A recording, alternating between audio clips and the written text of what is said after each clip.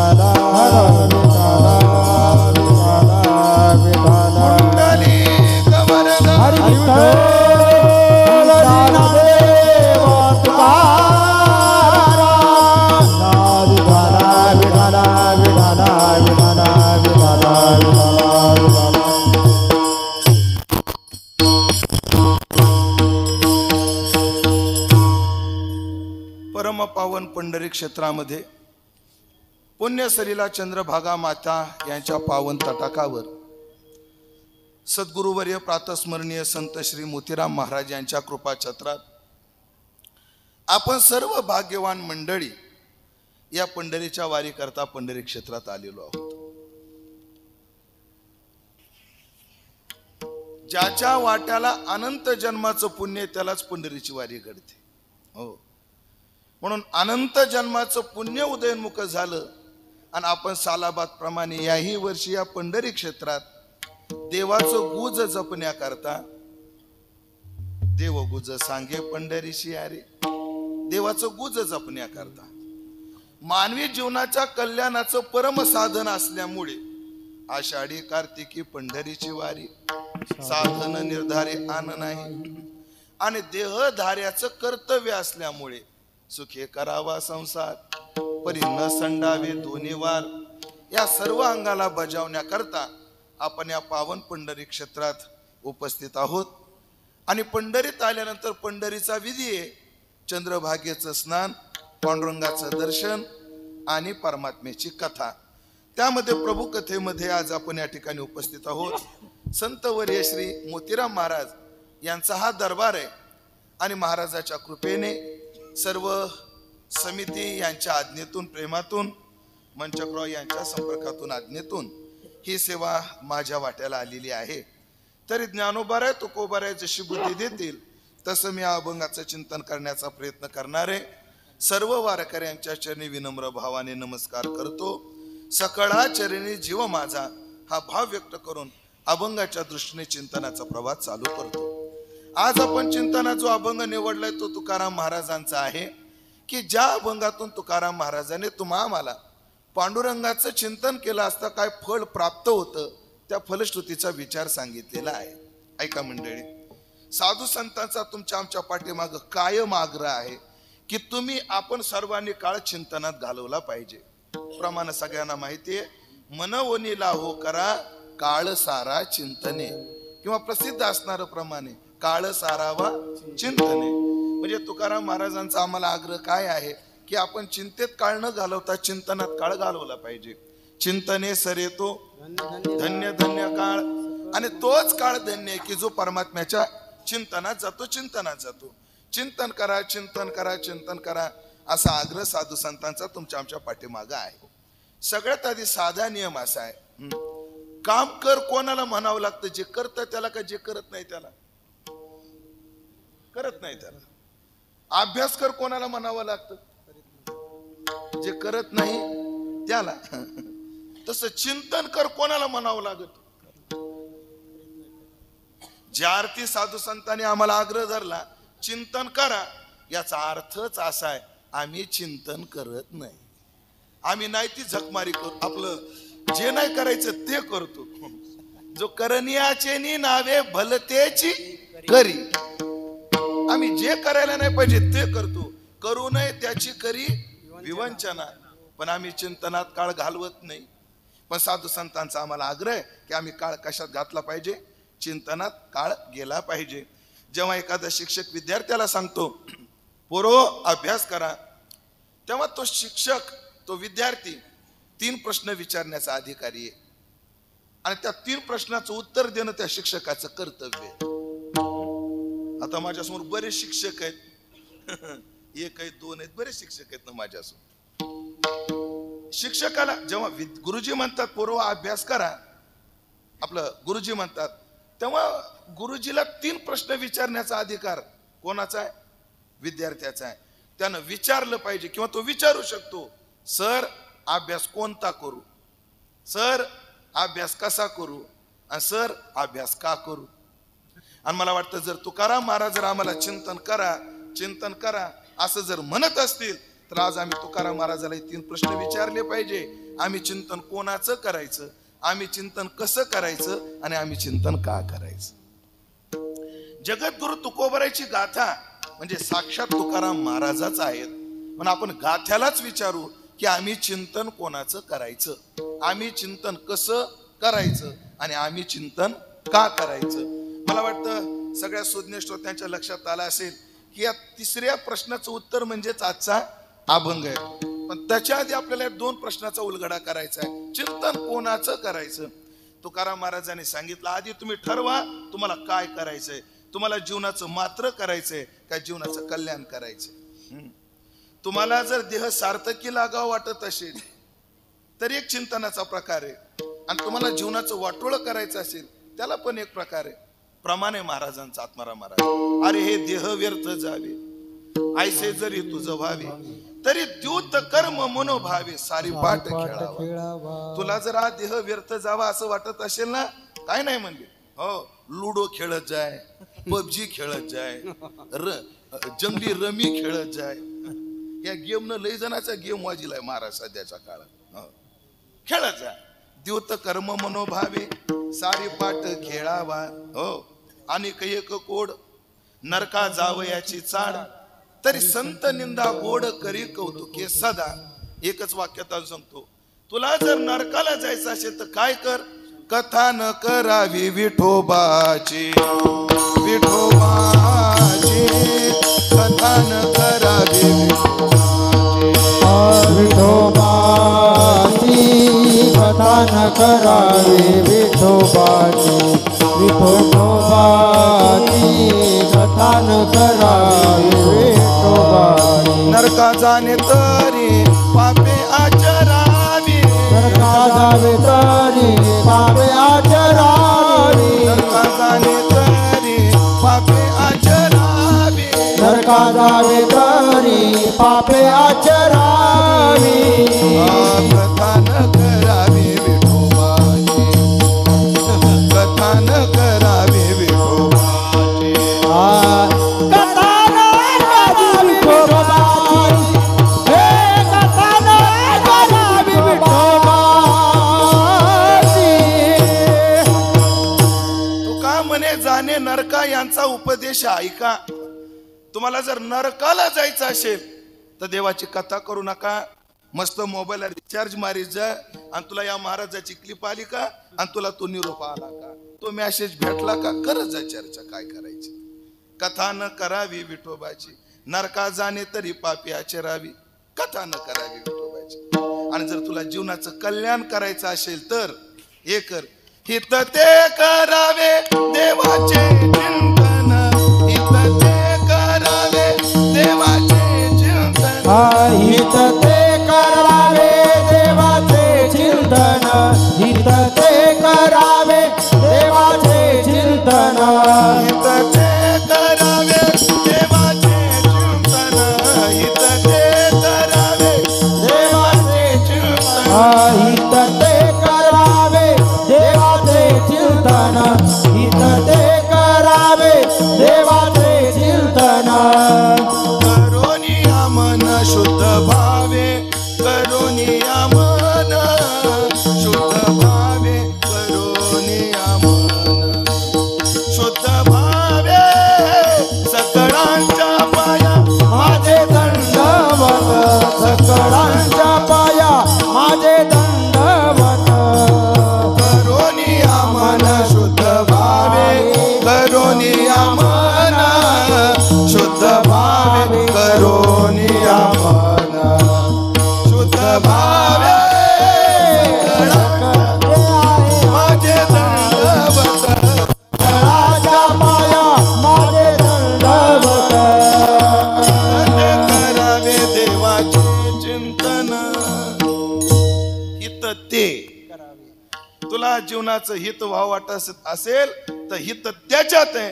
तू कोणाचं चिंतन केलं पाहिजे, देवाचं चिंतन केलं पाहिजे. झाला पहिल्या प्रश्नाचा उलगडा झाला. चिंतन कोणाचं करायचं, देवाचं करायचं. महाराज आमचं तेच चालू आहे. आम्ही पंढरपूरला आलो म्हणजे काय होतं, देवाचं चिंतन करतो. मला कधी कधी प्रश्न पडतो, हो महाराज प्रश्न काय, तुकाराम महाराजाला जास्त कीर्तन आहे का मला जास्त कीर्तन आहे? बघा आता, तुकाराम महाराजाला कीर्तन एखाद्या दिवशी मी असा अर्थ करू नये पण मी फिरवलाय तसा अर्थ, आरंभी कीर्तन करी एकादशी. याचा अर्थ मी काय, एकादशीच्या दिवशी मी आरंभी कीर्तन करायचो. आता याचा दुसरा एक अर्थ करता येईल, आरंभी कीर्तन करी एखाद्या दिवशी. म्हणजे तुकाराम महाराजाला कधीतरी कीर्तन, आम्हाला दिवसाचे 3 आहेत. दिवसाचे किती आहेत? 3 आहेत. बरं तुकाराम महाराजाला कीर्तन कुठं कुठं, आळंदी, पंढरी, देहू, लोहगाव हे ठरलेले गाव. आमची कीर्तन तेलंगणा, कर्नाटका, आंध्रा, मध्य प्रदेश, गुजरात सगळीकडे. मग तुकाराम महाराजापेक्षा आमची कीर्तन जास्त आहेत का नाही, तुमचं काय म्हणणं? मग तुकाराम महाराजापेक्षा जास्त कीर्तन आहेत. बरं तुकाराम महाराजांना असं कोणी वर्ष आधी तारखा घेत नव्हतं. आमच्या 1-1 वर्षाच्या 2-2 वर्षाच्या तारखा आमच्या बुक आहेत, तरी आम्हाला प्रमाण पाठ आहे, क्षणभंगुर नाही बरोबर. हे मी तर आता सांगणार आहे, डायरेक्ट छापणाऱ्यांना त्यांना सांगणार आहे, पहिल्या पानावर हे प्रमाण टाकत जा. क्षणभंगुर नाही बरोबर. आणि मग डायरेक्ट छापत जा. असं. आणि मग तुकाराम महाराजांनी जी साधना केली तीच आम्ही करतोय. मग तुकाराम महाराजाला जे फळ मिळालं ते आम्हाला का मिळत? तुकाराम महाराज कीर्तन करायचे तर ऐका तुकाराम महाराजाच्या कीर्तनाचा महिमा भरपूर प्रमाणात. पण फक्त एक सांगतो आता, कथा काळी लागे सकळा समाधी आणि तात्काळ हे बुद्धी दुष्ट नाशे. काय शब्द आहे. तुकाराम महाराजाचं कीर्तन चालायचं ना, तर मोतीराम महाराज सगळ्यांना काय लागायच्या? समाधी. आणि तात्काळ ही बुद्धी दुष्ट नाशे. सगळ्याच्या वाईट बुद्ध्या संपून जायच्या. हो महाराज, काय या महात्म्याची कमाल आहे. काय महात्म्याची कमाल आहे. ठाकूरबांच्या चरित्रातला एक प्रसंग सांगतो. ठाकूरबुवा पंढरपूरच्या वारीला जायचे. आणि लय मोठ्या घराण्याचं उदाहरण आहे. संदीपान महाराज हाशेगावकर त्यांचे आजोबा व्यसनी होते आणि लय बायकोला मारायचे. एवढं मारायचे बरं, घोशातलं घर पाटलाचं, कोणी सोडवायला जायचं सुद्धा लाग नाही. म्हणजे एवढं मारायचे. त्यांचं जर रक्त सांडलं तर दारातले कुत्रे येऊन ते रक्त चाटायचे. एवढं मारायचे तरी सोडायला जायची कोणाची हिंमत नाही. कदरून गेली बाई, कदरून.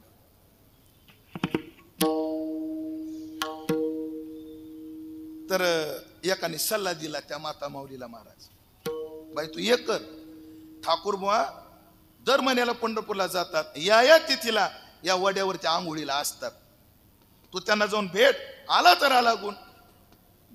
आणि मग महाराजांची पण जी काळजी संदीपान महाराजांची, ठाकूरबांना दर्शनाला गेली.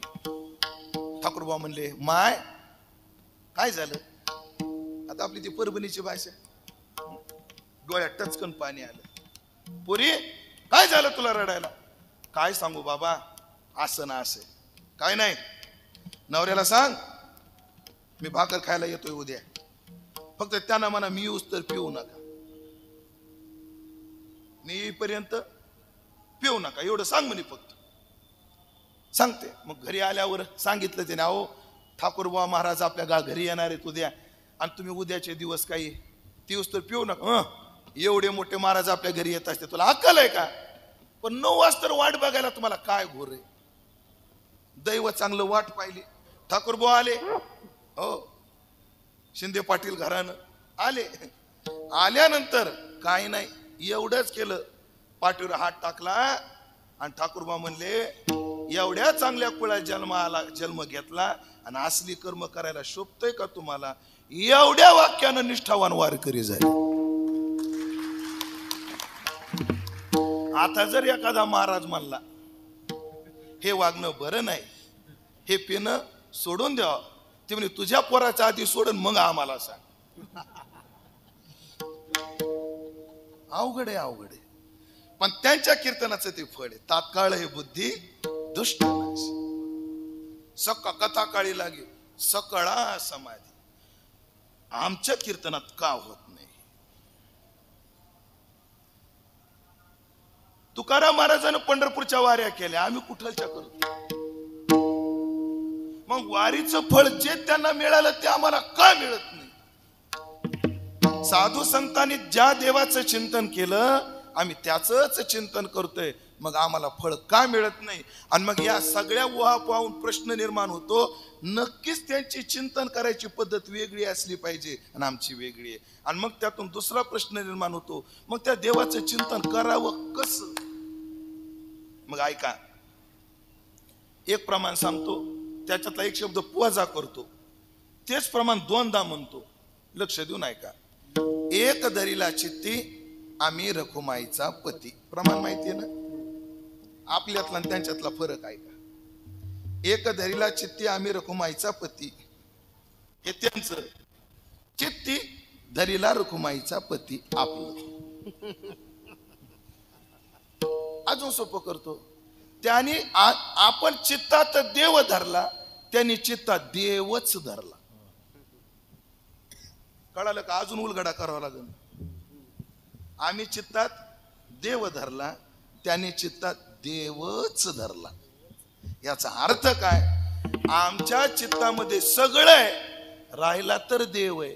त्यांच्या चित्तात घालून या काळ अवघा बाहेरी, त्यासीच अंतरी वास दिला. मग चिंतन कसं करावं?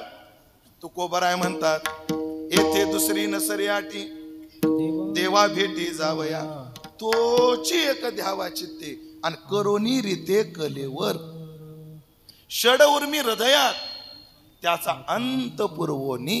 म्हणजे आपल्या चित्तामध्ये आपलं जे चित्त आहे, अंतःकरणाचा जो वृत्ती विशेष, अंतःकरण वृत्तीचा अर्थ, वृत्तीचं लक्षण काय? अंतःकरणाच्या ज्ञान रूप परिणामाला वृत्ती असे म्हणतात. मग जी वृत्ती अहमत्व धारण करते त्याच वृत्ती विशेषाला अहंकार म्हणतात. जो वृत्ती विशेष अंतःकरणाचा जो परिणाम संकल्प विकल्प करतं त्याला मन म्हणतात. अंतःकरणाच्या वृत्तीचा परिणाम, आपला अंतःकरण परिणाम असणारी वृत्ती, जी वृत्ती निश्चय करते त्या वृत्ती विशेषाला बुद्धी म्हणतात. आणि अंतःकरणाचा वृत्ती विशेष जो गत आणि आगत काळाचं चिंतन करतं त्याला चित्त म्हणतात. अर्थात चित्त आणि मन, अंतःकरण एका अर्थानं बऱ्याच ठिकाणी घेतलंही जात उपलक्षणाने. आमचं चित्त आहे ना, हो, कधी म्हणजे आता शास्त्रीय भाषेत सांगायचं ठरलं, मनाला चिंतन करायला किती स्थान आहेत.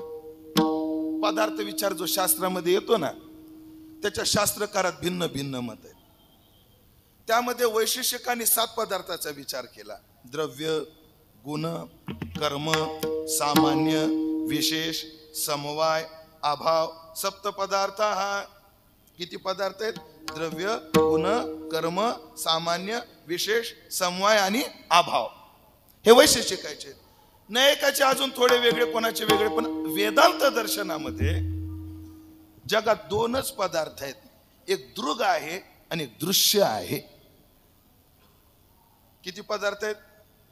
पदार्थ विचार वेदांत परिभाषेमध्ये याचे आपल्याला सूत्र सापडतात की दृग आणि दृश्य. दृग कशाला म्हणायचं आणि दृश्य कशाला म्हणायचं? प्रमाणाने गोचर होणारा, इंद्रियाला गोचर होणारा जेवढा काही प्रपंच आहे ते दृश्य आहे. आणि प्रमाणाच्या इंद्रियाच्या ठिकाणी गोचरत्व ज्या चित्तीमुळे आहे ते दृग आहे. सोपं बोलू का अजून? दृग म्हणजे काय, दृश्य म्हणजे काय? जे दिसतं ते दृश्य आहे आणि जो दाखवतो तो दृग आहे. अजून सोपं करू का? जगात किती पदार्थ आहे? दिसणार जग एक आहे आणि परमात्मा एक आहे. एक जण उठला पूर्व पक्षी, थांबा थांबा, हे काय करता? वदतो व्याघात येतोय तुमच्या बोलण्यावर. वदतो व्याघात म्हणजे काय? आपल्याच बोलण्याने आपलं खंडन करणं, याला काय म्हणतात? वदतो व्याघात. तुम्हीच म्हणता नेह नानास्ति किंचन. हे दृश्य आणलं कुठून? दुसरा पदार्थ आणला कुठून? आणि मग त्यांनी तिथे संगती लावून दिली. त्यांनी सांगितलं, बाबा हे दृश्य आम्ही का म्हटलं? प्रचितीचा विषय व्हायला लागलाय, आम्हाला संगती लावण्याकरता आम्ही दृश्य मानले, आम्हाला दृश्य मानायचं नाहीये.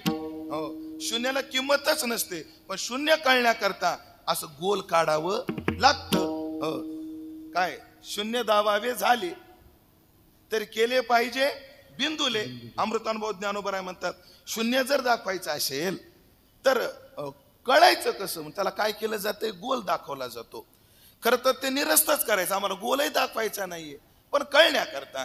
तसं आम्हाला दृश्य मानायचंच नाहीये, पण आता प्रतीतीचा विषय व्हायला लागलाय आणि त्याचा निराश करायचा आहे, म्हणून आम्हाला त्या काळापुरती तेवढी त्याला आम्ही सत्ता दिली. आमच्या दृष्टीने एकच सत्ता आहे, पारमार्थिक सत्ता. पण केवळ एक पारमार्थिक आहे, फार तर प्रातिभासिक आहे आणि फारच अनुभव येतोय म्हणून व्यावहारिक आम्ही मानली. खरी सत्ता एकच, कोणती? पारमार्थिक. उगाच संगती करता प्रातिभासिक आणि व्यावहारिक आहे. आम्हाला मानायचंच नव्हतं. फक्त ह्या 2 एकच आहे, नेह नानास्ति किंचन. पण मग जीवाच्या चित्ताला आलंबन कधी दृश्य होईल तर चित्ताला कधी आलंबन दृग होईल. सोपं करू, चिंतन चित्त एकतर आपलं चित्त एकतर जडाचं म्हणजे जगाचं चिंतन करेल आणि दुसरं देवाचं करेल. आम्ही जगाचं करत करत देवाचं करतोय आणि ह्यांनी सगळं बाहेर काढून फक्त देवाचं चिंतन केलं. कसं चिंतन करायचं? अंतःकरणात जडाला थारा द्यायचा नाही, जीवाला थारा द्यायचा नाही, केवळ त्याला चिंतन करायचं. कारण काय, देवाचं चिंतन करत जर जडाचं जीवाचं चिंतन केलं, लय अडचणीत आणतं. ज्ञानोबाने दृष्टांत दिलाय वेगळ्या अर्थाने, पण मी वेगळ्या अर्थाने घेतो. म्हणजे दृष्टांत तोच आहे, पण मी याच्या करता वापरतो तो दृष्टांत. कसा? स्वप्ने हे परिव्राजे, आपण या आपण कुटुंब होईजे, मग तयाची निधावी जे मोहे सैरा. ज्ञानोबा म्हणतात जीवाच्या चिंतनाची अडचण आहे का काय? जीवाचं चिंतन काय करतं जीवाला? एक संन्यासी, त्यांचा शिष्य होता, फिरत फिरत एका मारुतीच्या पारावर गेले. मुका एक गावात गेले, भिक्षा मागितली, मधुकरी मागितली, खाल्ली आणि मारुतीच्या पारावर झोपले. शिष्य इकडून झोपला, गुरु झोपले. सोन्यातला चिरेबंदी डोक्यावडा तो पार, त्या पारावर झोपले. तेवढ्यात तिथं वरात आली. वरात कळते का? मेल्यावर काढतात ती. ए बाबा, तुला वरात कळते का? वरात नाही? वरात माहित नाही का तुला? या पोराला हुशार करवा, लय येडे दिसायले राहिले माग. तेवढ्या तिथं वरात आली. आमचे गुले बाबा दृष्टांत सांगताना, विठ्ठल महाराज गुले सांगायचे, हा दृष्टांत सांगताना म्हणायचे. मग ती वरात आली. मग त्या शिष्यानं गुरुला विचार, गुरुजी ये क्या है? बोले बेटा ये बारात है. ये क्या है? बारात है. वो आगे जो नाच रहे वो कौन है? बेटा वो बाराती है. वो जो घोड़े पर गधा बैठा है, आपलं घोड़े पर जो बैठा है वो कौन है? बेटा वो दूल्हा है. उसके बाजू में जो सज धज कर बैठी है वो कौन है? अरे बेटा वो दुल्हन है. उन्हें ऐसा क्यों घुमाया जा रहा है? अरे बेटा उनकी शादी हो गई है, उन्हें घुमाया जा रहा है. शादी होने के बाद ऐसा घुमाया जाता है. कब? बारातीत में तुला काय करायचं रे? कब? गुरुला लागली झोप. पण शिष्य, वो बारात है, वो बाराती है, वो दूल्हा है, वो दुल्हन है, वो घोडा है. लागली झोप त्याला. आगा जागता जवशीची. जेने ध्यानी भावना भावीजे, डोळा लागत केव देखीजे त्याचे स्वप्न. बघता काय महाराज, गेलं ना ते पोरगी बघाय. कुठं? स्वप्नात पोरगी बघाय गेलं. ते आमचे नामदेव आपा शामगावकर लय सांगायचे भारी येत. ते पोरगी बघाय गेलं. मग पाहुण्याच्या घरी त्याचा जेवणाचा थाट, आणि जेवण खावण झाल्यावर पाहुण्याने पानाचा विडा द्याला. कोणाला? अहो कोणाला? त्या पोराला. पण कुठं? स्वप्नात. आणि ते पानाचा विडा तोंडात धरला. ते चगळायले पानच संपना. पान कामून संपना, पान कामून संपना. झोपीच्या नादात स्वप्नाच्या नाद, यांनी गोदडीचा कोपरा तोंडात धरला होता. गोदडीचा कोपरा चगळू लागला. चगळून कोपरा मोकळा केला त्यानं. हे दृष्टांत सांगायला हे पाहिजे, आमचा लाग नाही हो. आणि मग स्वप्नात त्याचं लग्न झालं. वेळ कमी असल्यामुळं एवढंच नाही, त्या लेकरं बाळ बी झाली. पहिलं लेकरू झालं. ते म्हणला का ग आता हे लेकरू कुठं झोपन? ते म्हणलं काय नाही, तुम्ही जरा पलकड सारखा, मी आलकड सरकते, मधात झोपन. कितवं झालं? पहिलं. स्वप्नातला असल्यामुळे लगेच दुसरं बी झालं. त्या स्वप्नात म्हणे त्या पुरितत नाडीमध्ये काही क्षण स्वप्न पडतं, पण एका क्षणात युगाचा अनुभव घडून देत ते. पुरितत नाडीमध्ये आहे ना, वेदांतानं संगती लावली. आणि मग ते दुसरं झालं. तर हे कुठं झोपल? अजून पलीकडे सारखा. पुन्हा तिसरं झालं. आणि हम दो हमारे दो कायदा नव्हता तेव्हा. तिसरं झालं. म्हणजे हे कुठं झोपल? आणि अजून जरा पलीकडे सारखा. आणि जे सरकायला गेलं, जे वाट्याहून खाली पडलं, असंच पडलं. नेमका पाराच्या खाली भालाची भला मोठा टोळ होता. त्या टोळावर पडला. त्याच्या 2-4 बरगाड्या मोडल्या. कटिंग डॉक्टरच्या दवाखान्यात महिनाभर ऍडमिट केला. डॉक्टर कटिंग हार्ड वाईट. ऍडमिट केलं. किती? महिनाभर. एका महिन्यानं कुबड्या घेऊन ये गुरुजीला भेटायला आलं. गुरुजी म्हणले, बेटा ये क्या हुआ, ये कैसे हुआ? शिष्य मला, गुरुजी बारात ने बर्बाद कर दिया, बारात ने बर्बाद कर दिया. अरे क्या हुआ? मग त्याने झालेला प्रकार सांगितला.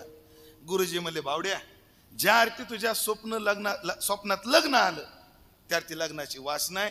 तू काय कर, लग्न कर. तू काय असा राहू नको, लग्न कर म्हणले. ते म्हणे, गुरुजी तुम्ही म्हणले बरोबर आहे, माझ्या हृदयात वासना होती पण आता जिरली म्हणले. कसं काय? महिनाभर मी एकच चिंतन करीत होतो, स्वप्नातली जर बरगाड्या मोड येते जिथे काय काय मोड. हे जीवाचं चिंतन घाताकडे नेत. ज्ञानेश्वरीतलं दुसरं. आता पुराणातलं उदाहरण देतो.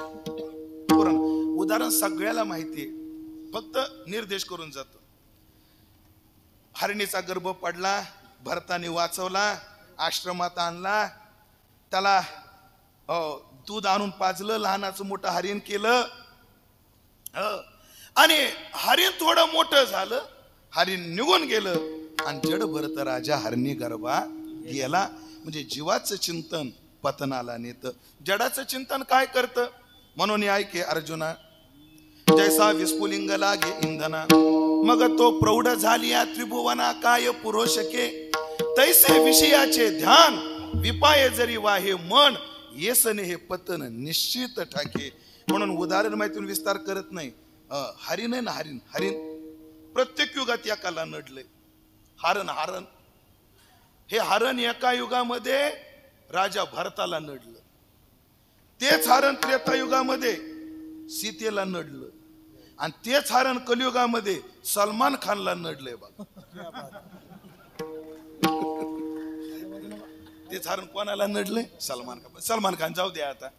ऐका बरं, वेदांत ऐकणारी मंडळी आहेत तुम्ही. सीतेचं आलंबन हरिणच आहे आणि भरताचं हरण सर आलंबन काय आहे? हरिण आहे.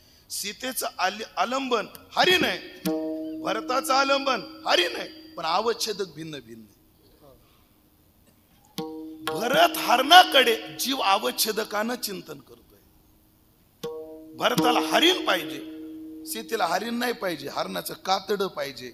म्हणून त्याच्या दोघांचं आलंबन जरी हरिण असलं तर सीतेचा अवच्छेदक जड आहे आणि भरताचा अवच्छेदक जीव आहे.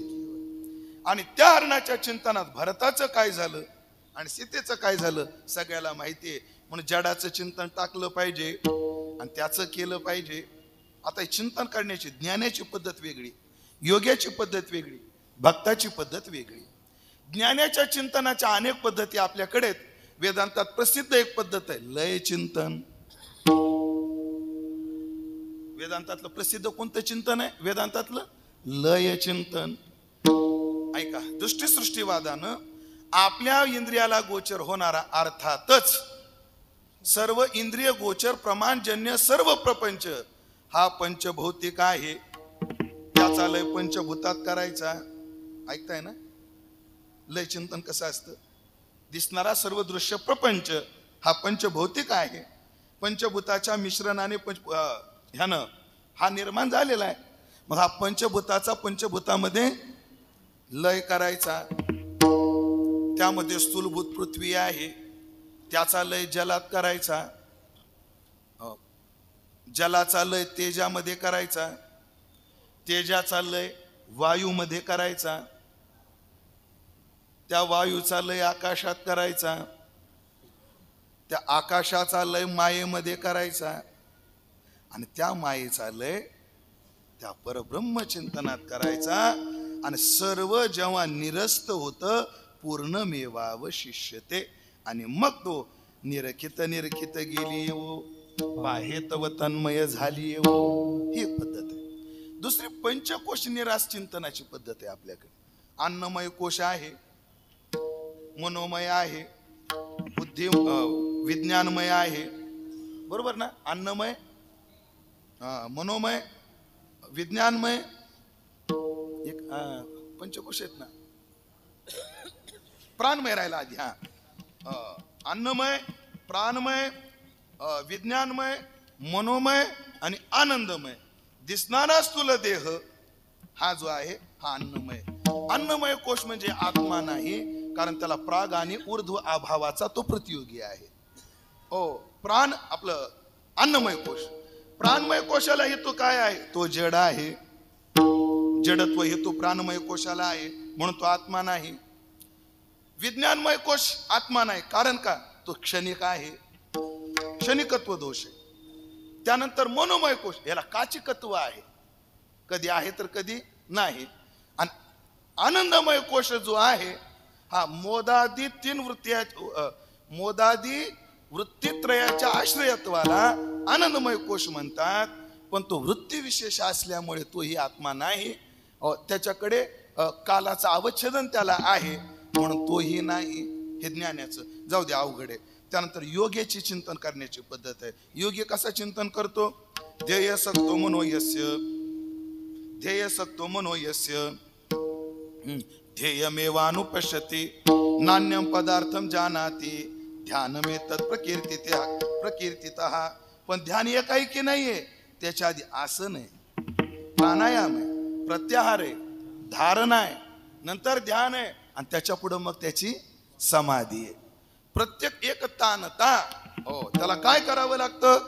त्या वृत्तीला तिथं नेण्याकरता, स्थिर करण्याकरता मूळ बंद लावायचा. आपण वायू ऊर्ध्वगामी करायचा, ओढ्याना बंद लावून प्राणवायू अधोगामी करायचा. स्वादिष्टान चक्रावर असणारी ती कुंडलिनी बाळा जागी करायची. मग ती इडा सोडून, पिंगला सोडून मध्यमा मध्य विवरे तेने कोरी वे दादरे मग ठाकिले सवरे ब्रह्मरंध्र. हा योग्याचा प्रकार आहे. पण सगळ्यात भारी भक्ताचा प्रकार आहे तो का म्हणे? देवा आणि चिंतन हे तुझी सेवा. नामसंकीर्तन साधन पै सोपे. चला बस झालं. आता कोणाचं करायचं? देवाचं करायचं. कसं करायचं? 3-4 प्रकार सांगितले, त्यातलं जे झेपेल ते करायचं. आता एकच सांगा महाराज, कळाला आम्हाला. चिंतन कोणाचं करायचं? देवाचं. कसं करायचं? त्या पद्धती कळाल्या. फक्त आता मला एक सांगा, ते का करायचं? आम्हाला ते चिंतन केल्यावर काय मिळेल? अर्थात त्या पांडुरंग परमात्म्याचं, अर्थात देवाचं चिंतन केलं तर जीवाला काय मिळतं त्याचा विस्तार करणारा अभंग म्हणजे आजचा अभंग आहे. त्यामध्ये त्या प्रभू चिंतनाचं पहिलं फळ महाराज अभंगाच्या पहिल्या चरणात पाववील ठाया, पाववील ठाया, पाववील ठाया, पाववील ठाया, पाववील ठाया, पाववील ठाया, पाववील ठाया, पाववील ठाया. पांडुरंग चिंतिलिया, पांडुरंग चिंतिलिया, दासी चिंतिलिया मणी, दासी चिंतिलिया मणी. पांडुरंग चिंतिलिया, पांडुरंग चिंतिलिया, दासी चिंतिलिया मणी, दासी चिंतिलिया मणी.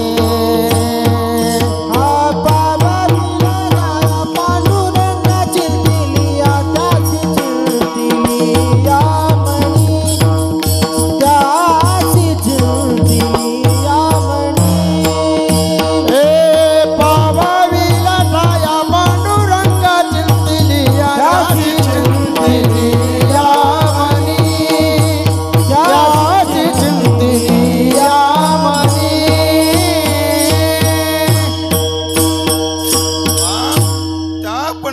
भगवंताचं जर आम्ही चिंतन केलं, त्या देवाचं जर चिंतन केलं, तर तो काय करेल?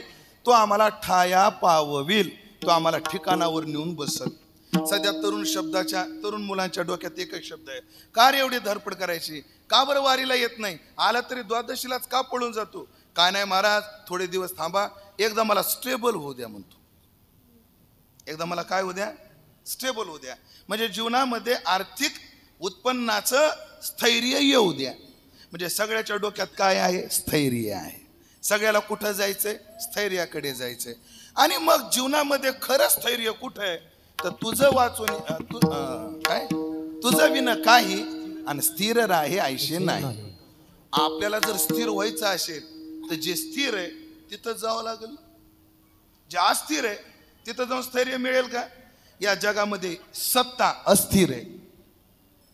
म्हणून आमचे गुरुवर तात्या सांगत असतात, सत्ता आणि संपत्ती ह्या अशा गोष्टी आहेत, ह्या कशा आहेत? ह्या पतिव्रता नाहीत,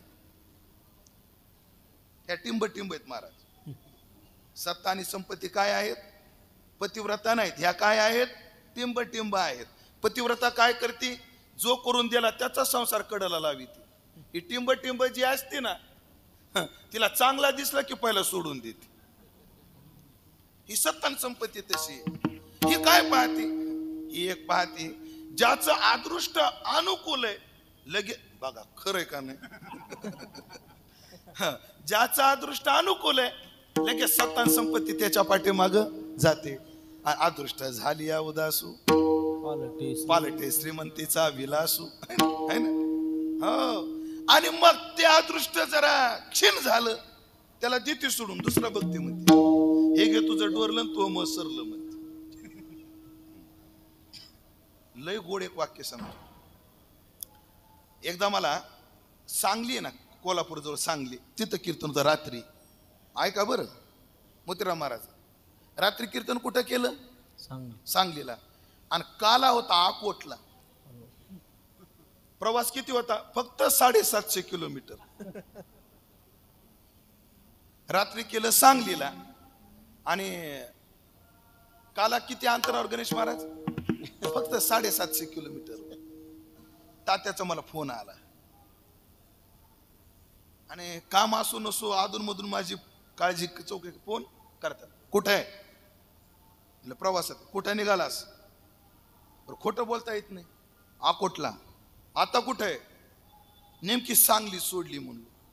हा एवढ्या लांब काल्याला? इतकं रागवले आणि एक वाक्य बोलले.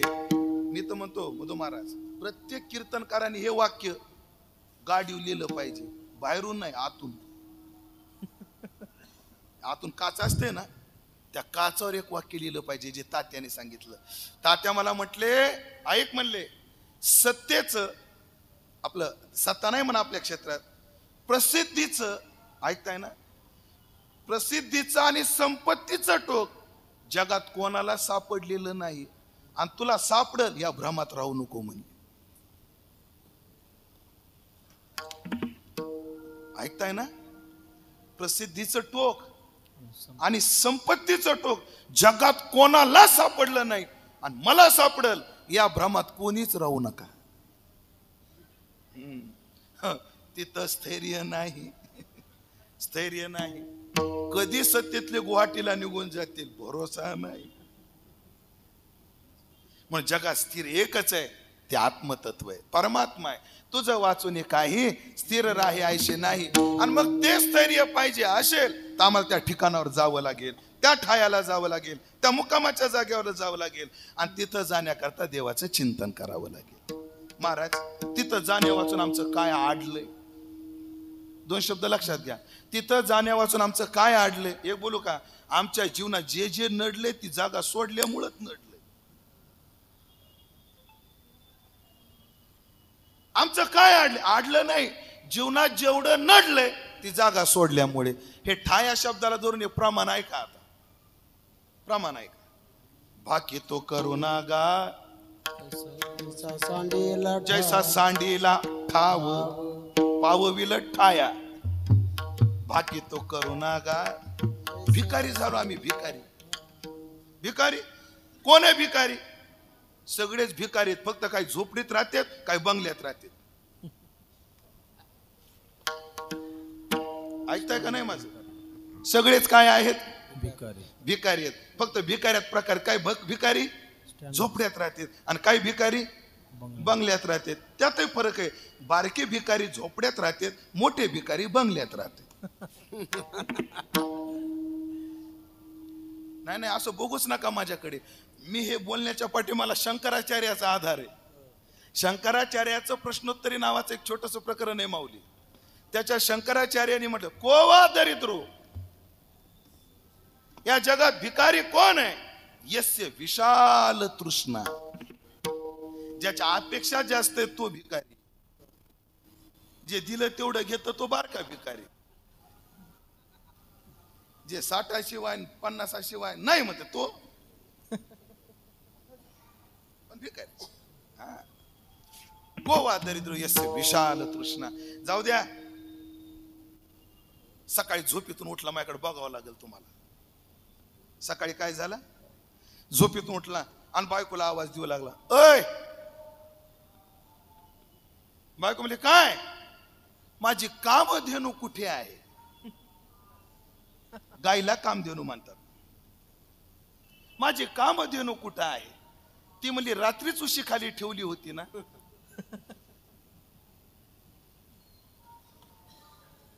लक्षात आली ना? आणि मग तो उशी खाली हात घालतो आणि त्याला त्याची कामधेनू सापडते. कराग्रे वसते लक्ष्मी, कर मूले सरस्वती, कर मध्ये तो गोविंदम, प्रभाते कर दर्शनम. झालं भीक मागायला सुरुवात. इंद्रियाचं पात्र करतो आणि विषयाच्या दारात भीक मागत बसतो. हो आहे ना? हे काय? हे दारिद्र्य आहे. आणि हे दारिद्र्य कधीपासून आहे? जैसा सांडीला ठाव. विषयाच्या लोलुपते करता विषयाच्या दारात भीक मागायची म्हणजे काय आहे? बाकी तो करू नका. जैसा सांडीला ठाव, न भरेची पोट कधी. पोटच भरना. माझ्या पोटाकडे बघू नका.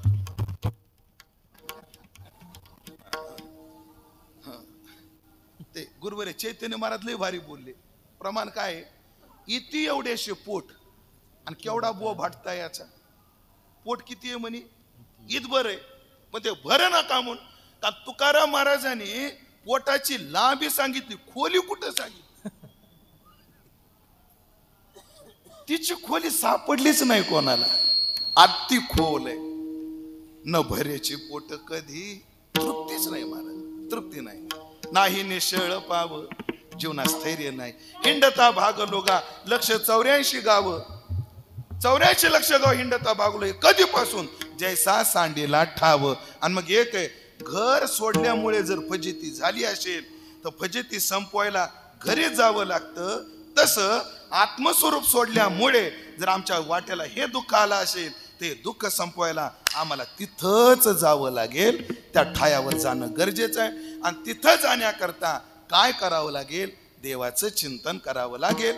पावविल ठाया पांडुरंग चिंतिलिया.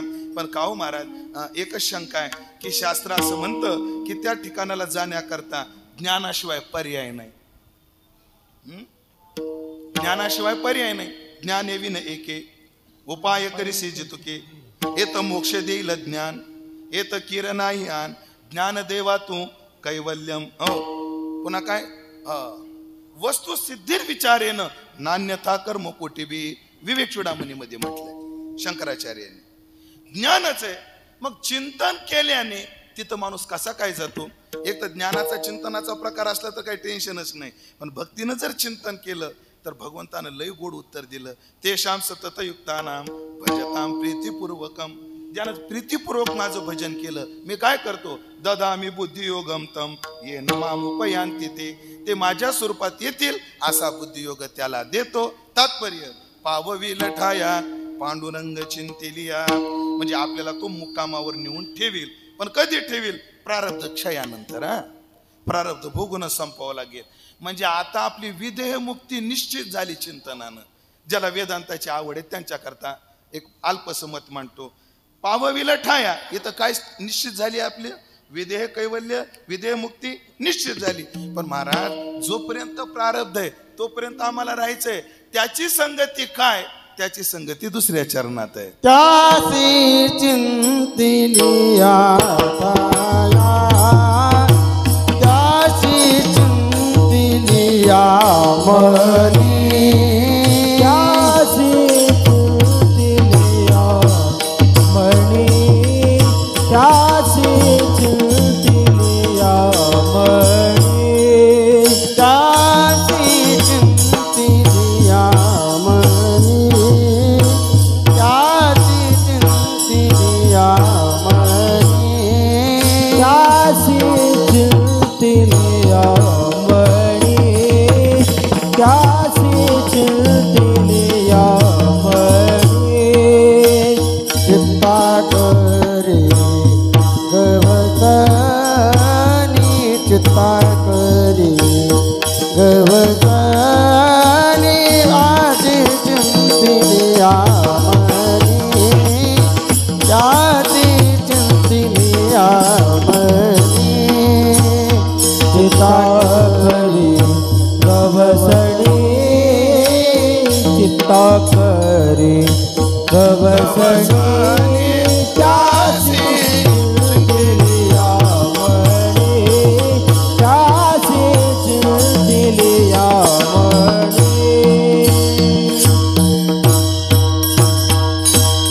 असं जर तेषाम सतत युक्तानाम आपलं अनन्या चिंतयंतो माम मनमना भव मद भक्तो तो मन हे मीची करी माझी या भजनी प्रेम धरी. असं जर मनातून चिंतन केलं तर काय होतं? तो चित्ताला गवसणी करतो. अगदी 5 मिनिटात 8 तास घेऊन अभंगाची संगती लावून देतो. चित्ताला गवसणी करतो. गवसणी म्हणजे काय करतो? आधी सोपं सांगतो. मुंजा महाराज उद्धव महाराज पकवाजाची गवसणी आहे का तिथं खोड? 1 मिनिट मला दे, 1च मिनिट दे. हा 1 मिनिट पाहिजे मला, लगेच येतो वापस, मी नेत नाही. डेमो दाखवला की जरा सोपं जात. डेमो बघा. ही काय? गवसणी. कशाची? पकवाजाची. उद्धव महाराज ही गवसणी काय करते? पकवाजाला उन्हापासून वाऱ्यापासून संरक्षण करते. लक्षात आलं ना? झालं गवसणीचं काम. थँक्यू. ही गवसणी काय करते? पकवाजाला उन्हा पावसापासून रक्षण करते. तसं परमात्मा चित्ताला अशी गवसणी करतो. शीत उष्ण स्तुती निंदा द्वंद्वे जी गोचरे ती तयाच्या सामोरे होतीची ना. म्हणजे त्याला त्या सुख दुःखाचा टोला हृदयापर्यंत जाऊच देत नाही. मग त्या चित्ताला गवसणी करतो म्हणजे काय करतो? 2 ओव्या विषय पूर्ण. देह वैकल्याचा वारा झने लागेल या सुकुमारा म्हणून आत्मबोधाच्या पांजिरा सुयेतया ते एका जनार्दनी धन्य खंडेराव त्यावर कुंचा वारी. टोपर वेगळं कुंची वेगळी. टोपर डोक्यापुरतं असतं आणि कुंची अंगभर असते. खंडेराय काय करतो? आत्मनिवेदन भरित रोडगा निवतीला हारवारी. आत्मनिवेदनाचा भरित रोडगा जर तिथं त्याच्या तो हारा त्याच्या चरणावर जर टाकला तर एका जनार्दनी खंडेराव त्यावर कुंचावारी आत्मबोधाची कुंची घालतो. चित्ता करी गव. मग प्रारब्धानं काय होत्या? शस्त्रेवरी तोडलिया देह आगी माझी पडलिया पण चित्त महासुखी पौडलिया शेवची नाही. अरे तव कवन आठवी देहाते गेले की आहे तेवी सदभ्यासी निरंतर चित्तासी परमपुरुषाची मोहर लावी मग शरीर राहो अथवा जाऊ. बघा साधूचं प्रारब्ध काय असेल सांगता येत नाही. आणि मांडवी ऋषीचं प्रारब्ध सुळावर जाण्याचं होतं. आपण ज्यांच्या दरबारात सेवा करतोय त्यांच्या पायाला जखम होती ते त्यांचं काय होतं? प्रारब्ध होतं. रामकृष्ण परमहंसांना कॅन्सरचं प्रारब्ध होतं. जोग महाराजांना भगेंदर डायबिटीसचं प्रारब्ध होतं. त्यांना प्रारब्ध काय होतं? त्रास काय होता? ही अडचण नाही. त्यांना त्रास होता पण त्रास नव्हता. वाक्य अवघड आहे जरा. त्यांना त्रास होता पण त्रास नव्हता. म्हणजे त्रासाचा त्रास नव्हता. महाराजांचं चरित्र आहे. लोकांनी त्याच्यातले किडे बाजूला काढले तर ते टाकायला लावायचे. कधी त्याचं दुःखच नाही. म्हणून एका जनार्दनी भोग प्रारब्धाचा, हरिकृपेत त्याचा नाश झाला. हा भक्ती आणि वेदांतातला कलगीतुऱ्याचा विषय. जसा आता तुकाराम महाराज वैकुंठाला गेले का टिंब टिंब झालं, हा जसा विषय तसा वेदांत आणि भक्तीतला हा पराकोटीचा विषय. वेदांत शास्त्र ज्ञान म्हणतं, ज्ञानाशिवाय भोगल्याशिवाय प्रारब्ध संपतच नाही. मग ते प्रारब्ध 3-3 जन्माचं सुद्धा असू शकतं. आणि भक्तीमध्ये नाही, हरिकृपे त्याचा नाश त्याला. रंगनाथ गुरुजींनी लय गोड संगती लावून दिली. प्रारब्धा वशात होणारी सुख दुःख त्या ज्ञानेलाही होतात, पण परमात्मा काय करतो त्या सुख दुःखाचं त्रास त्यांना होऊ देत नाही. कळो नाही सुख दुःख तान हरपली भूक, त्याचं चिंतन केलं असता चित्ता करी गवसनी, मग सुख दुःख होत नाहीत. द्वंद्वैर विमुक्ता याच्यावर बोलताना ज्ञानोबा म्हणतात, आयुष्य ही न जीवाते प्राण सांडी जेवी अवचिते, तेवी सांदिले निदसुरे द्वैतेजी. ते गेला आता. आणि मग त्याच्या समोर सुख दुःखाकारे द्वंद्वे जी ही गोचरे, ती जयाच्या सामोरे होतीची ना. आता त्याच्या समोर ते नाहीत. चित्ताकरी गवसनी एक. पण महाराज एवढं जर मिळालं, हेच मानवी जीवनाचं फळ आहे का? हेच फळ आहे. आणि या फळाचं हेच बल आहे. पावावया फळ अंगी असावे हे बळ. पैशाच्या बळानं बिल्डिंग बांधता येईल, पण जीवनाचं कल्याण नाही करून घेता यायचं. पैशाच्या बळानं आम्हाला पाहिजे तशी सुंदर बायको करता येईल, पण जीवनातलं परमसुख त्यात मिळणार नाही. महाराज पैशानं जर ते सुख मिळालं असतं तर याज्ञवल्क्याने मैत्रेयीला हे टाकून आत्मावारे दृष्टव्य श्रोतव्य मंतव्य निधिध्यासितव्य हा उपदेश केलाच नसता. अहो तुकाराम महाराजाच्या बायको समोर आली तर तुकाराम महाराज म्हणले, न दरी असं नाशिवंत सोडून दे आणि केवळ त्याचं चिंतन कर. पावावया फळ अंगी असावे हे बळ. हेच बळ पाहिजे. ते कोणतं? चिंतनाचं बळ पाहिजे. आणि ह्या चिंतनाच्या बळानं मानवी जीवनाचं फलही मिळतं. आणि एवढंच नाही, तुका म्हणे तई सिद्धी ओळंगती पायी. सगळ्या सिद्ध्या त्याच्या पायाजवळ येतात. आता या सिद्ध्या कोणत्या? लौकिक आणि ऐका आता शास्त्रात वेगळ्या सिद्धी आहेत, अष्टमादी सिद्धी. पण मी आता 2च प्रकार करतो माऊली. एक लौकिक सिद्धी आणि आध्यात्मिक सिद्धी. देवाच्या चिंतनानं आध्यात्मिक सिद्धी प्राप्त होते. कोणती? वैराग्य सिद्धी दे जे पसा येता येते, त्याला वैराग्याची सिद्धी प्राप्त होते. आणि लौकिक सिद्धी काय? बघा तुम्ही पहा. आता एखाद्या माणसाला प्रसिद्धी करता काय काय करावं लागत, पण नुसता साधूचं नाव घेतलं की त्याची प्रसिद्धी त्याला सहज प्राप्त होते. ही साधूला जी प्रसिद्धी मिळते ती काय आहे? सिद्धी आहे. ती काय आहे? सिद्धी आहे. पण फरक आहे बरं पाटील, हे लोकांना सांगण्याची गरज आहे आताच्या काळात, म्हणून सांगतोय.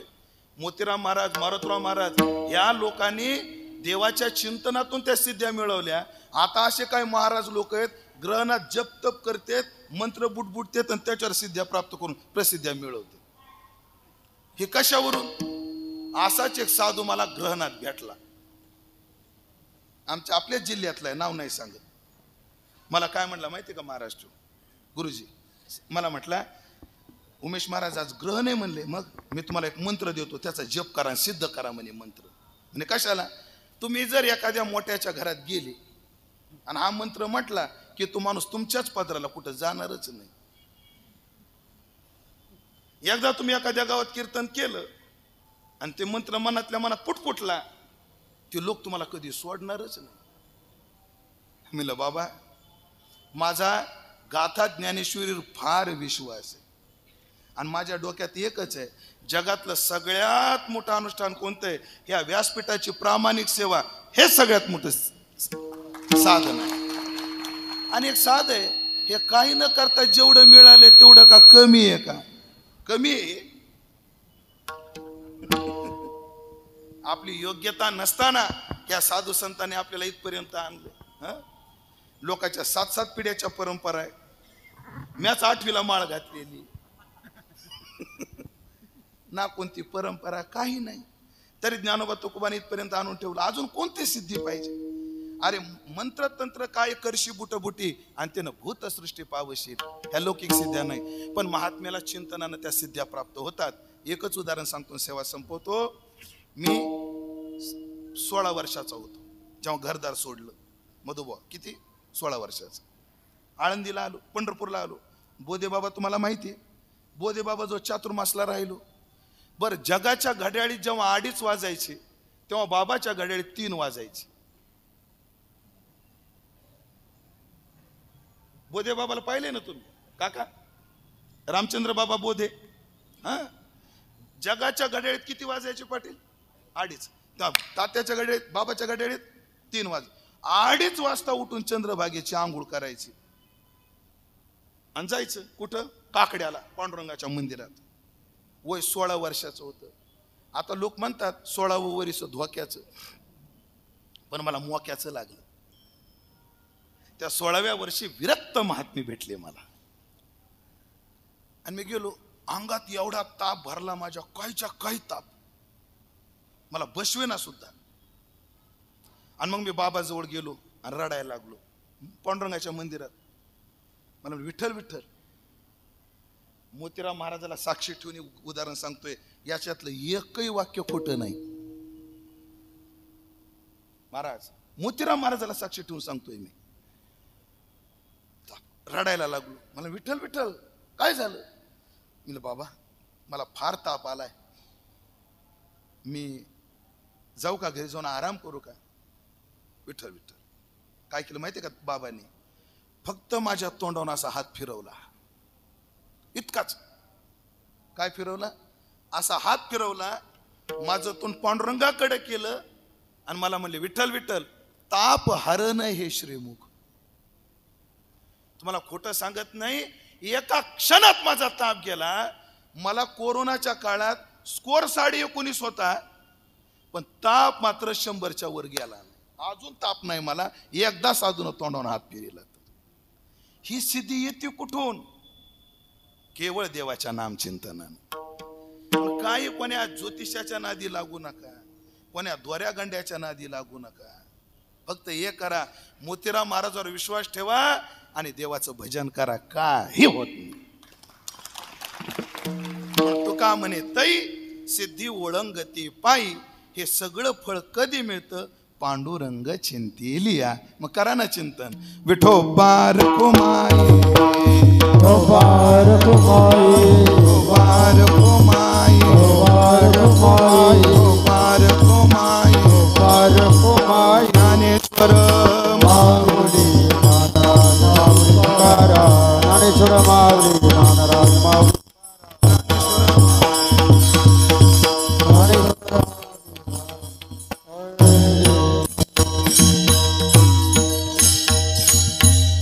सेवेचा भाग संपलेला आहे. अभंगावर पूर्ण अभंग एकदा डोक्यात पुन्हा घालून देतो की चिंतन करा. कोणाचं करा? देवाचं करा. कसं करा? झेपेल त्या पद्धतीने करा. आणि का करा? तर त्याचं चिंतन केल्यावर ठिकाणापर्यंत पांडुरंग नेऊन घालतो. त्याच्यासाठी का करा? चित्ताला गवसणी करतो चिंतनाची, त्याच्या कृपेची, म्हणून करा. का करावं?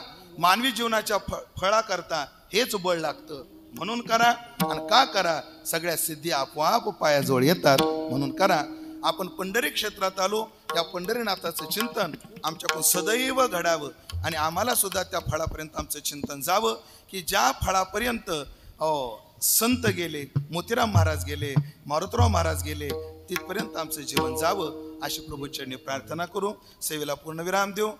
आदरणीय सर्व ट्रस्टी मंडळी, सर्व संयोजक मंडळी मोठ्या हिमतीने या ठिकाणी हे कार्य करतायत. खरं सांगू का, मी जन्माला आलो परभणी जिल्ह्यात, पण वटीत दिले मला पश्चिम महाराष्ट्राचं. माझे सगळ्यात जास्त कीर्तन नाशिक, मुंबई, पुणे, नगर. आणि कधी कधी मग तिकडं आलो तर सेवेला येतो, पण पूर्ण महाराष्ट्रभर फिरतो मी. आणि माझ्या मनात ते खंत होती, या लोकांचे परंपरा 30 वर्षाच्या 40 वर्षाच्या, हे भले भले मोठाले आणि काय सुबकतान, काय टाप टिप्पाना. आणि आपली मराठवाड्यातली मोठं अशी खंत वाटायची. बरं, मी तेवढा पैशावाला नाही एखादा मठ तसा बांधू, मुळात मला बांधायचाच नाही, पण एखाद्या समर्पण करा एवढा मोठा पैशावाला नाही, खंत वाटायची. पण ऐकलं का, या वास्तूमध्ये मी पहिल्यांदा आलोय. जेव्हा इथलचा आवाका पाहिला, आता माझी कॉलर ताट व्हायला लागली की आता मुंबई पुण्यासारखा आता आमच्या परभणीचाही मठ तयार होतोय. आता माझी काय संयोजकाशी चर्चा नाहीये, पण मला जेवढं कळतं मधुभाऊ तेवढ्यातलं. किती हुशारी यांना माहिती मराठवाड्यातला समाज आहे, यांना अजून एवढं स्वच्छतेचं भान नाही. वाईट वाटू देऊ नका तुम्ही. नाहीये हे शेमूड पुसणार आणि बोट भीतीलाच लावणार, मग तो शेमूड आपल्याला धुता यावा म्हणून स्टाईल लावल्या बघा यांनी. दरवर्षी कुठं त्याला कलर देत बसा. लोकांना तेलाचे डोकं घेऊन त्याला टेकून बसले, लागलं त्याला तेल, ठेवल्या खुर्च्या, खरबडलं, टाकल्या पिशव्या, वर बडलं. होतं का नाही असं? चालता चालता धक्का लागला, निघाली रंगाची खपली. पण ह्याचा जो पॉशपणा आहे तो टिकून राहावा म्हणून बरोबर यांनी पूर्ण स्टाईल लावल्यात भिंतीला. हो, दिसायला असं वाटत असेल लोकांना की आता कशाला खर्च, नुसता प्लास्टर रंग लावायचा होता. नाही नाही, जर तुम्ही आर्थिक दृष्ट्या विचार केला, 10 वर्षांनी एकदा रंग देण्यापेक्षा 50 वर्षांना स्टाईल बदललेली काहीच वाईट नाही. बरं, रंग या वर्षी लावला की पुढच्या वर्षी डिम पडतो, या वर्षी लावला की पुढच्या वर्षी डिम पडतो. आता ही स्टाईल कधी डिम पडल? नाही पडणार. इतकं सुंदर. आणि एक सांगू का, मंदिराकडं पाहिलं, मंदिराचं दारच माणसाला गार करून टाकीत. खूप सुंदर बांधलंय, खूप छान, आखीव रेखीवपणा. आणि हा जो आवाका धरलाय, एखाद्या थिएटर मध्ये ज्या सुविधा असतात तशा सुविधा आहेत. आता इथं जेव्हा एसी बसल, एकच फॅन का? वा वा, सेंटरला लावायचा. वा. आणि ऐकलं का मोतीराम महाराज, गणेश महाराज, आपल्याला एक प्रल्हाद बुवा टेन्शन आहे की हॉलमध्ये भजन केलं की घुमतं, पण इथं घुमणार नाही. हे सगळं जेव्हा पीओपी वगैरे सगळं होईल ना, तेव्हा आवाज बिलकुल घुमणार नाही, घुमणार नाही. ही सगळी सुबकता, आखीवता, रेखीवता केलेली आहे. त्याच्यानंतर मला माहित नाही, पण माझा अंदाज आहे हे पुढचा जो बांधलाय तो स्टीलमध्ये बांधलाय, कॉन्क्रीटमध्ये नाही बांधलं. त्याचाही दूरदृष्टीपणा आहे. उद्या जर एखाद्या रोड वाढला तर बिल्डिंग पाडायची वेळ येऊ नये, एवढ्या गोष्टीनं. फक्त आता मठ असा अजून लांबला पाहिजे असं वाटतंय मोतीराम महाराजाला. बघू आता सगळा समाज काय करेल त्याच्यावरून. माझ्या कानावर ती गोष्ट आहे आणि ती व्हावी ही मोतीराम महाराजाच्या चरणी माझी सदैव प्रार्थना आहे. माझच नाही, काय महाराज भविष्यात, ऐका मंडळी, आपल्याकडे पैसा येईल पण जागा भेटायची नाही. भविष्यात आपण पैशावाले होऊ पण काय भेटणार नाही? जागा भेटणार नाही. आणि मोतीराम महाराजाच्या कृपेने, मोतीराम महाराजांनी तुम्हाला जागेवर नाही बसवलं, फरशीवर नाही बसवलं. ही जागा म्हणजे तुम्ही जे बसले ना, आता तुम्ही फरशीवर चटयावर बसले नाही, खाली सोन्याचे बिस्किट आणि त्याच्यावर बसलाय तुम्ही.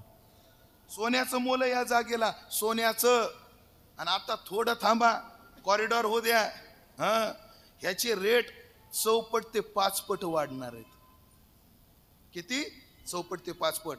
मोतीराम महाराजाच्या कृपेने आणि जनता जनार्दनाच्या सहकार्याने एवढं गोड कार्य झालेलं आहे. माझ्याही सेवेचा एक शब्द आहे, कार्तिकीत मी पाळणार आहे यावर्षी. माझा शब्द आहे, ह्या कामाला 51,000 आणि आळंदीच्या कामाला 51,000 आणि या कार्तिकीमध्ये देणार आहे. आणि पैसे मी का द्यायलो? तुम्ही दरवर्षी कीर्तन द्यावं म्हणून द्या. असलं जर कोणाच्या डोक्यात असलं तर डिलीट करा. काही नाही. माझा एकच उद्देश आहे की मी ज्या जिल्ह्यात जन्माला आलोय, तो कोणाचा जिल्हा आहे? तो मोतीराम महाराजाचा जिल्हा आहे. तो रंगनाथ गुरुजी परभणीकराचा जिल्हा आहे. आणि याचा मला पूर्ण स्वाभिमान आहे. कुठेही गेलो ना सांगत असतो, परभणीचा वाघ आहे, झुकेगा नाही साला. म्हणून ती सेवा आपल्याला करायची. आपण सर्वांनी समर्पित होऊन हे कार्य असंच पुढे न्यावं. आणि ह्या कार्याला कोणाची नजर न लागता मोतीराम महाराजाच्या कृपेने हे कार्य सिद्धीला जावं अशी महाराजाच्या चरणी प्रार्थना करतो. वेळ जरा जास्त घेतला आणि आपल्याला पुढेही सेवेला जायचंय, त्याबद्दल क्षमा मागतो. आणि माझ्या सेवेला एकदा तुकाराम महाराजाचं भजन करून पूर्ण विराम देतो. तुकाराम तुकाराम तुकाराम तुकाराम